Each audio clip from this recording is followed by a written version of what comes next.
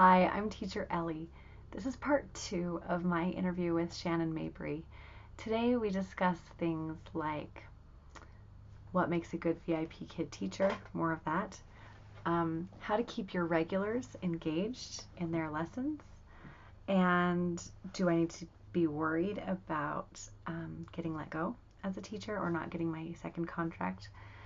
And we also discuss the no-show issue in this video, and also the substitute issue, kind of the freebie substitute issue, which is a hot topic among VIP kid teachers right now.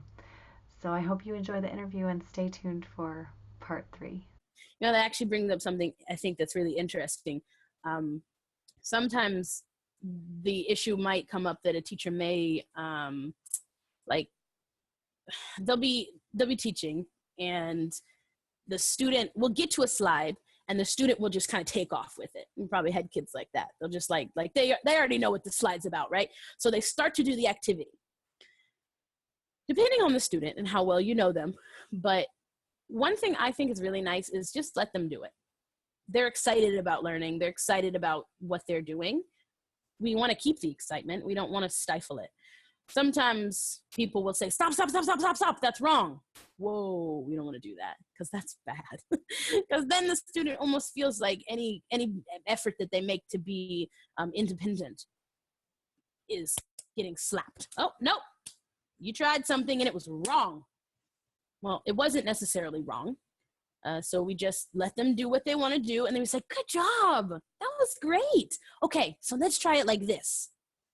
Okay, it took you an extra 30 seconds because they wanted to do their thing. Who cares? They feel good about what they did, and now you're bringing them over to actually accomplish the objective of that slide in the way that you had planned to teach it. I love that, because you always want to keep that excitement up, because that's what I think, the more excited they are, the better they learn, I think. So that's, I mean, it kind of takes me back to the idea of when you think of memories. The clearest memories are the ones that are on the, stark edges, ones that are really exciting and ones that were really bad. If you fall in the middle, sometimes you get lost. You don't remember those things. So if we want our students to remember things, then we've got to give them a reason to remember it. I mean, you can't just expect a 7-year-old to just listen to you talk for 25 minutes. That's not okay. And I think that kind of takes me into the one thing that I think's probably the biggest issue, which it may sound, trite, but if you're boring, that's a problem. I'm just telling it like it is. I mean, it is a problem. I understand that some people aren't like, woohoo, jumping on tables and stuff, and that's fine. I don't expect people to be like that, because, sometimes you get in trouble if you jump on the table in the wrong place. But I think for this specific job that we've signed up for this specific, life that we have decided we wanted to be a part of, we need to move out of our comfort zone. If we don't move out of our comfort zone, that's a problem. And if your comfort zone does not include moving around and having a good time and being fun and exciting, find it. Find whatever you have to, because there's nothing worse than watching a student be just completely disconnected from a lesson because the teacher did nothing to connect. Nothing to connect with them, nothing to connect them with the curriculum, nothing to connect them with English. That's terrible. And that's the sort of thing that ends up with a student having a negative feeling about English. That's horrible. We don't want that. Right. No, I agree with you. Actually, when I first started with VIPKID, I remember psyching myself out and being like, I really have to get bookings. So I am going to be so entertaining. I am going to smile all the time. I'm going to be star. I'm going to get the most awesome props. Exactly. This is like prop like numero uno. This is the best thing that ever happened to me. And I have to buy another one because it's getting bad, but it's starting to break. But when I showed my kids this for the first time, and I was like, want to see something cool? Ready? 3, 2, 1. Boom! That bad boy turned on, and I was, and the faces, like. I have to tell you, Shannon, when you mentioned that on one of your first, I think it was actually a Zoom conference. Workshop, conference, yeah. A conference call. I was like, I had to get me one of those. And I live like in the middle of nowhere and I couldn't find one. So, and by then, like I'd really worked to make ManyCam work for me. So, but I listened to you. I'm still on the lookout for one of those. But if I get an extra one, I'll send it to you. Oh, thanks, Shannon. I'm just gonna make sure every teacher has a light. Right? I got it from the dollar store. I mean, so it was cheap too. I gotta look there. But I remember I had just totally psyched myself out and decided, okay, I'm gonna be this person. And one morning, I think I had been teaching for 3 or 4 weeks at that point. One morning, my husband just like happened to walk in and hear me teach, or he wanted to watch me or something. And he was like, he was like, I used to wonder where they got the actors for Blue's Clues. He's like, I didn't realize I was married to someone like that. And so it really can come from anywhere. Like if you don't think you have it in you, I really believe that. I really do. I believe that anybody can pull that out of themselves. And you know, it takes us saying, I am going to do this. This is what I'm going to do because I care about my child. I care about this student. You know, one of the things that I mention in my workshops, because I think it's super important, and so I'll mention it here too. Whenever we go into a classroom, obviously how we look at the class, how we enter the class, what kind of mindset we have has a very large effect on what happens in the class. If you go into a class with a negative mindset, even if it's about a specific student, trust me, I've got one that keeps booking me that is wild, and it's just like nothing. We don't get through anything. Nothing happens. Like I just read through the whole thing because she is stubborn and she cooperates when she feels like it. So I just have to wait until she feels like talking. If you don't hype yourself up for classes like that, if you don't get out of a mindset of, oh, this class is going to be terrible, then it's going to show in the way that you approach the student, in the way that the class goes over. That's what bad Apple ratings are made of. Sometimes it has to do with our attitude, even though we may not take credit, or credit's not really the word. We may not take responsibility. There you go. For it. Sometimes it has to do with how we walk into that classroom. But what I like to tell people in my workshops is that when you go into that classroom, think about your student. Think about what they've been through, the long days they have, the tests and this homework and the pressure, blah, blah, blah, blah, blah. And make sure that when you approach that class, you say, I am going to make this the best 25 minutes of my student's day. Not the best class, the best 25 minutes of their day. Because if they feel that hyped, that excited about you, about their class, about English, it's going to positively affect them in the future. You know, I remember I took Spanish in high school for 3 years. I didn't learn a thing because I didn't care anything about it. It meant nothing to me. I didn't like it, didn't learn anything. I took Italian for 3 years in college, and from day one, I was in love with it.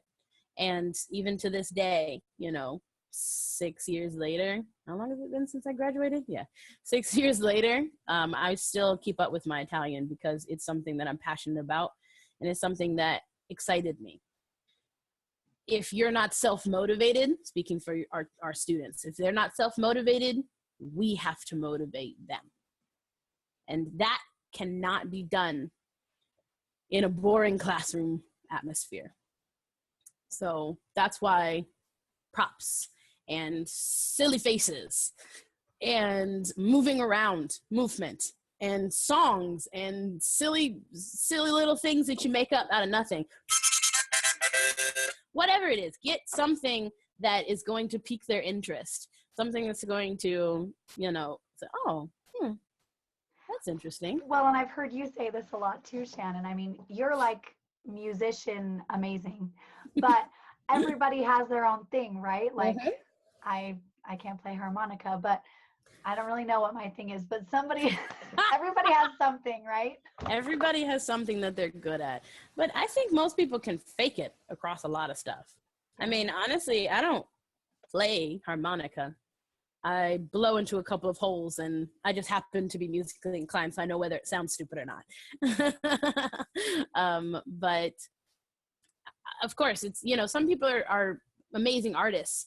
I've seen a teacher who drew some really cool stuff for her reward system. So every time the student would do blah, blah, blah, she would draw something new. And the drawings were amazing. I can draw stick figures. That's about it. Like we draw at the end of class, and I've got a specific student who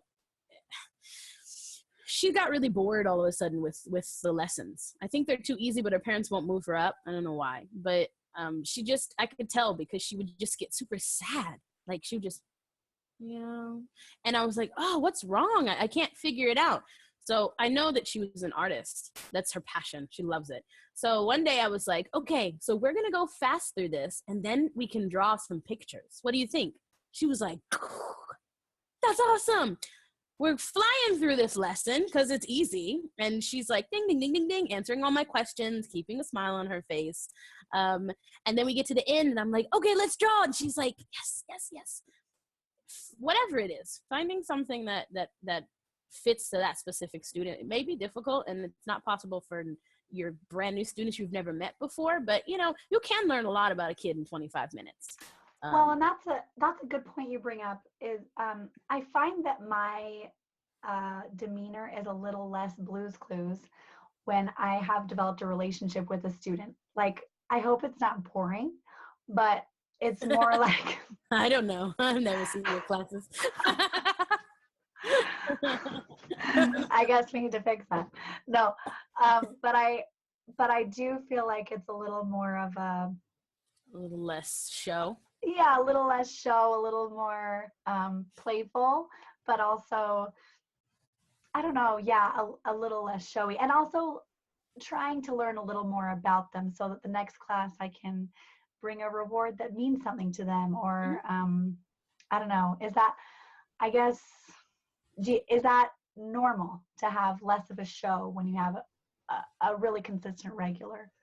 I gotta admit, I think that every time we have a new student, we're trying to impress.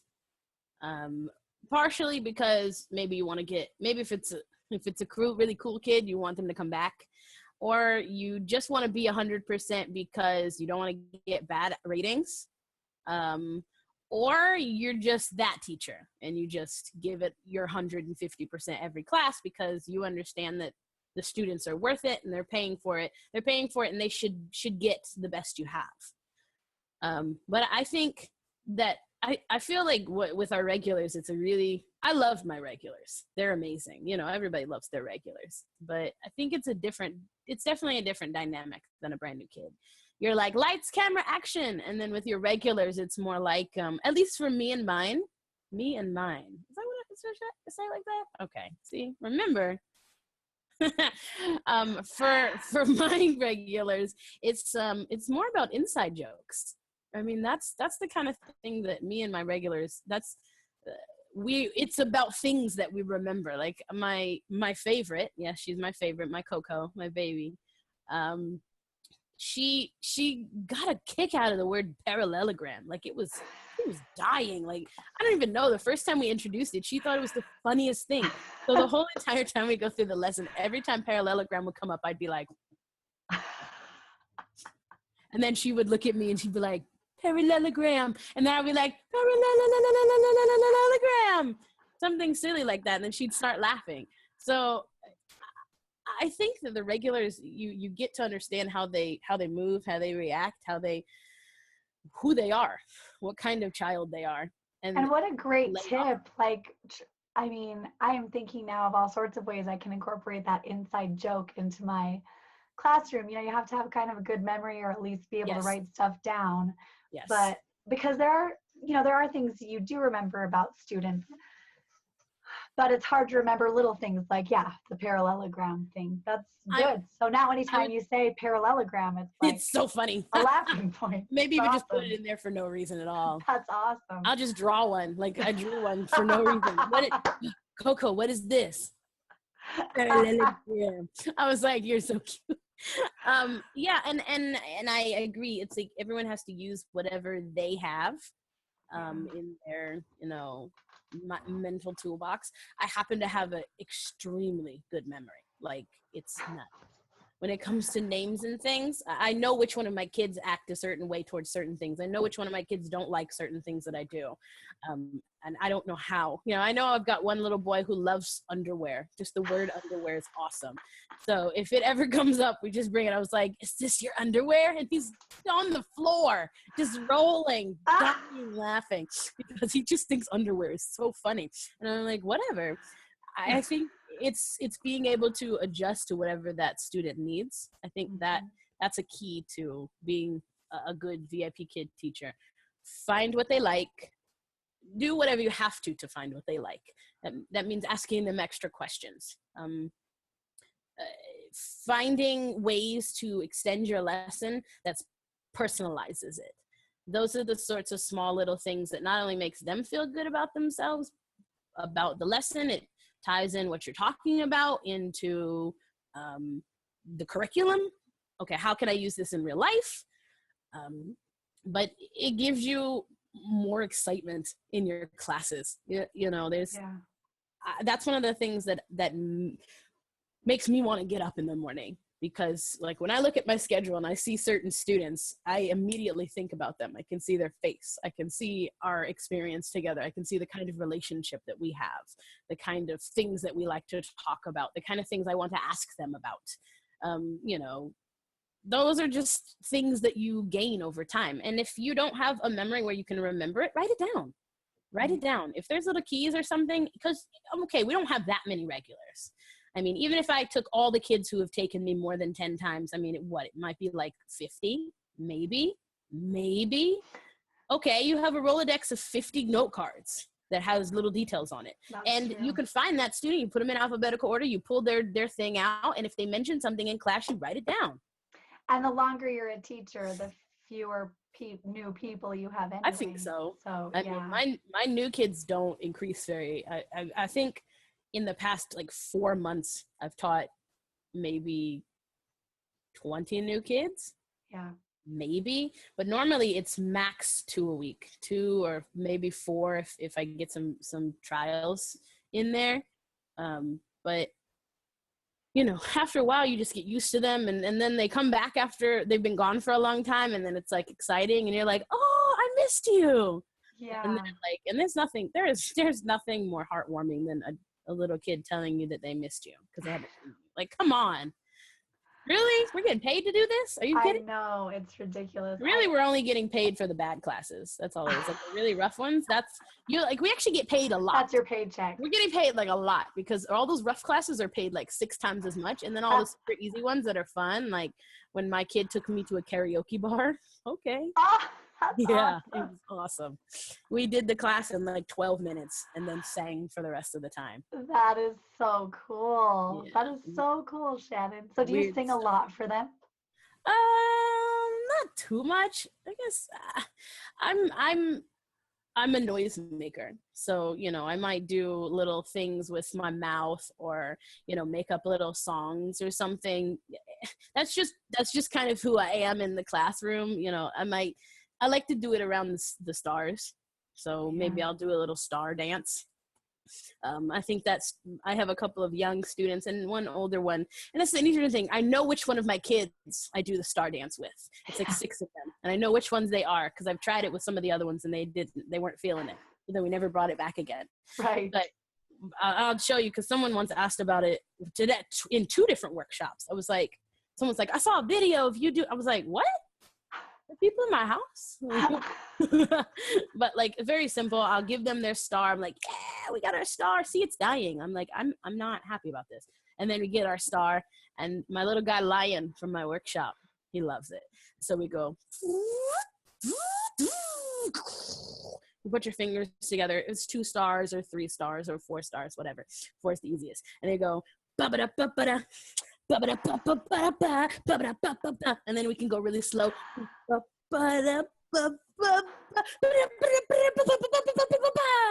And then Lion always loves to go, 1 star, 2 stars. Silly things like that are awesome. Love it. I mean, Jenny loves to do 1 star.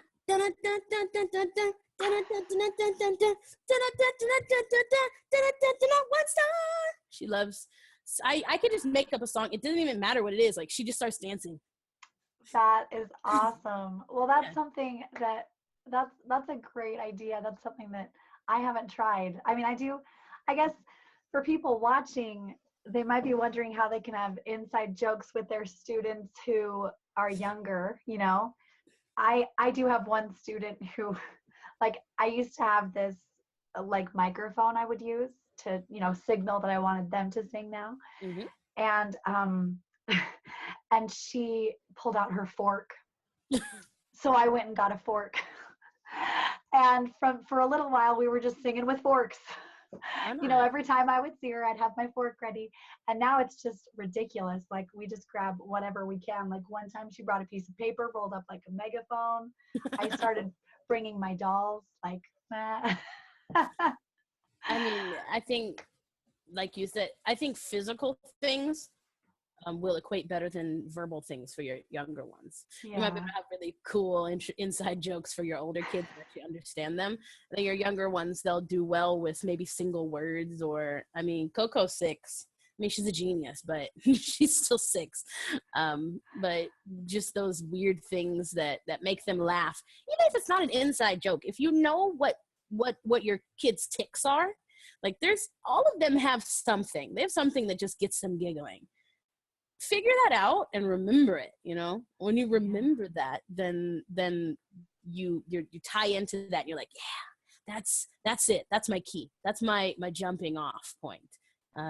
That's the okay. If the class seems like it's getting a little intense and I need to lighten up the mood, my go-to. You know, it takes patience and it takes care and consideration for the student. If you're not into it, if you're not in it 100%, you're not going to find those sorts of things because you're too busy thinking about something else, or you're too distracted, and et cetera, et cetera. But when we're paying close attention to our student, there are a lot of cues that you pick up. I do believe it comes also with time, just like anything else. It's like being able to multitask in the classroom and do everything that we're actually supposed to do. It took a while. Yeah. But once you get to that point, everything feels very fluid. Everything, I very rarely ever get into a class where I feel uncomfortable because I'm not sure what to do. It doesn't happen very often. I guess after 14 months of teaching in this platform, it shouldn't. But I feel like you get to that point where you just feel like things are working. Well, that's how I feel about trials too. You get to a point where you just feel like, oh, it's working. Come on. Bring it. You want to give me a trial right now? I'll start it. Let's go. We'll do it. Let's do it.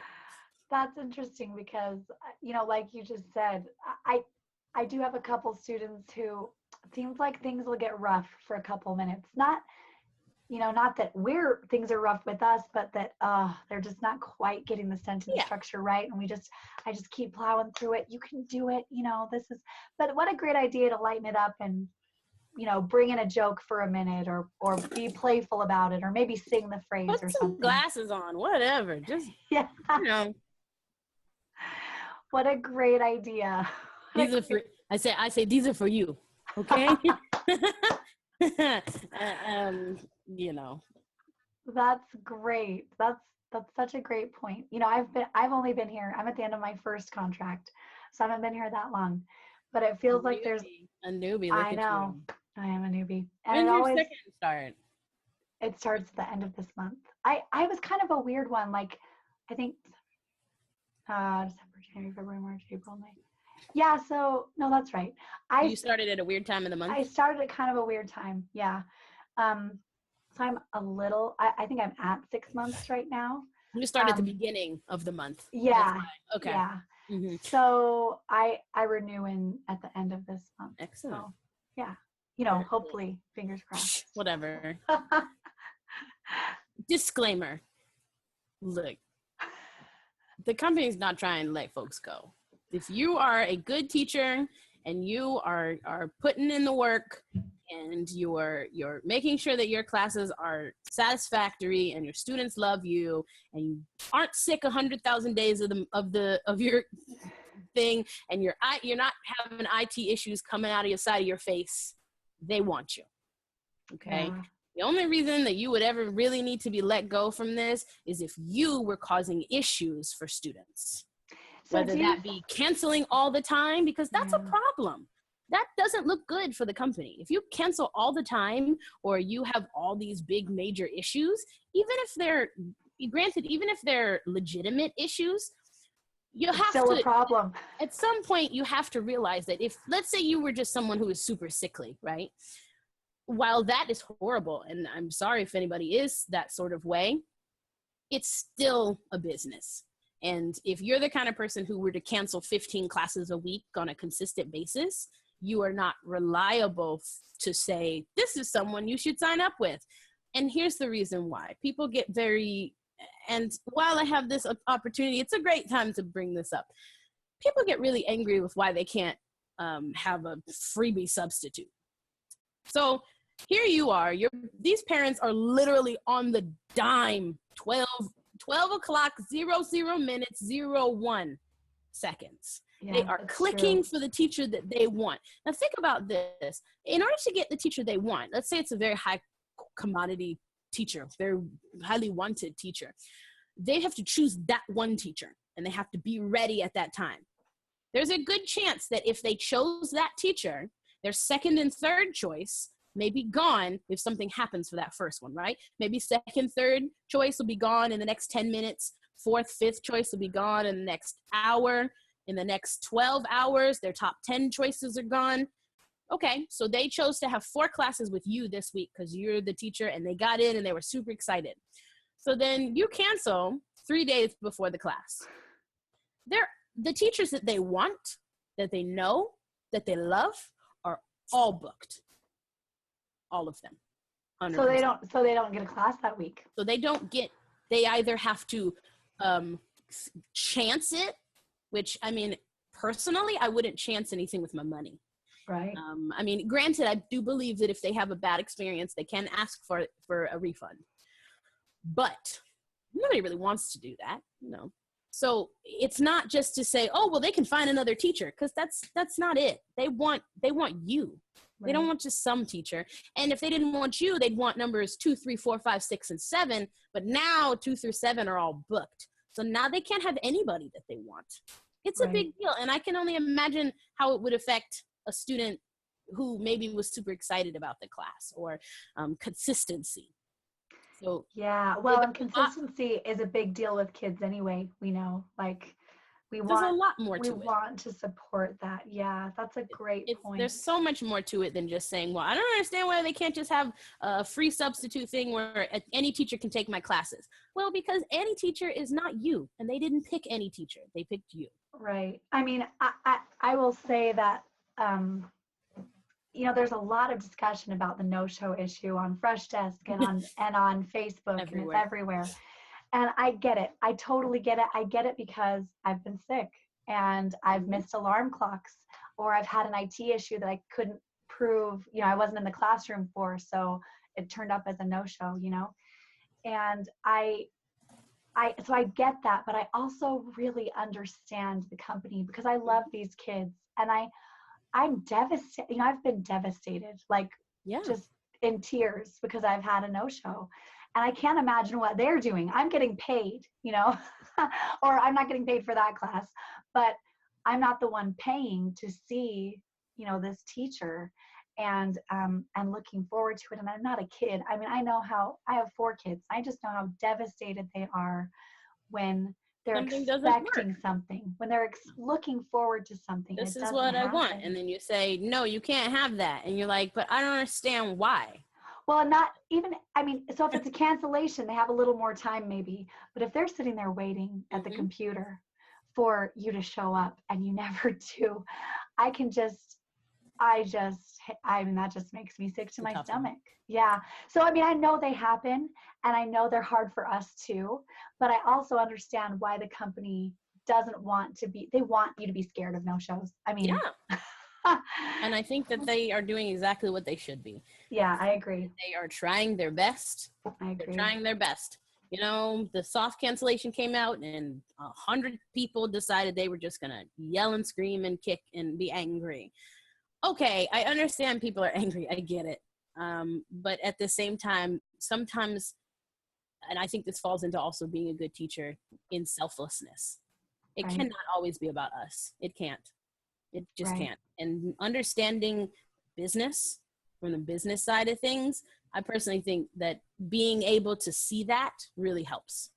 If you can see the business side, if you can see it from the side of the parents, from the side of the customer, them, from the side of the company who's dealing with all this buku amount of money that's rolling in and out, you can realize what kind of position they're being put in. Well, and I think it's important for us as teachers to remember too that we are our own business. I mean, I think that when there are teachers that are part of this company, so I'm not a traditional brick and mortar teacher either. I actually am a photographer, so I've owned my own business and done a couple of different things in that sector. And it's not like a company that takes care of you and coddles, gives you benefits and what, they are trying to support you in your business, and you have to show up. You have to be there. I mean, anybody else would be angry if you didn't show up either. Exactly. I mean, a lot of the times that could end a contract. Exactly. So, I mean, I'm honestly surprised and grateful that they give you 6 times. I mean, and that's the thing. I know a lot of people get angry about having to pay, but I think another thing, someone has to do all the legwork to call the parents, to ask them if they want to rebook if they do want to rebook. That's where that money's coming from. The money that people are paying because they no-showed or because they canceled has to do with the money that it costs to fix that cancellation. Well, and not just that, but the company could be making money during that time slot, and now they're not. It's not like, I mean, you're giving the company $10, but they're losing $50 because they're not making money in that slot of time. And it doesn't maybe look good, Right. I don't know how often it would happen, but let's say if they became a little bit more lenient, and then all of a sudden teachers started canceling a lot, and it happened a lot to the same kids. Like one kid got canceled on 3 times out of a month. Oh. I mean, I can only imagine how they'd be like, what is this company? I want a refund, because every time I schedule a class, if someone doesn't show up or blah, blah, blah, your teachers are not reliable. Right. I mean, of course they want the teachers scared to no show. Yeah. They should want the teachers scared to no show. Okay. Well, I really appreciate that. I think that's a good conversation that teachers need to know, especially new teachers. Whatever research you can do on independent contractorship, read it all. Read all of it. Just read everything you can. That is the most of the errors that occur are because people forget, and they are too stuck in employment, in being an employee, and confuse in being an employee with being an independent contractor. We're talking about 2 different earths, two different worlds. Thank you for saying what I wanted to say but didn't. That is exactly right. That's exactly right. That's a great And great ask an point. accountant what to do with your taxes, because that's the only person that can give you the right answer. They probably can't on Freshdesk or Facebook. Ask your accountant. Find an accountant. H&R Block. I don't even care. Somebody will be able to give you the right answer instead of faking something and then you owing the government money. No fun. And then, yeah, no fun at all. Okay.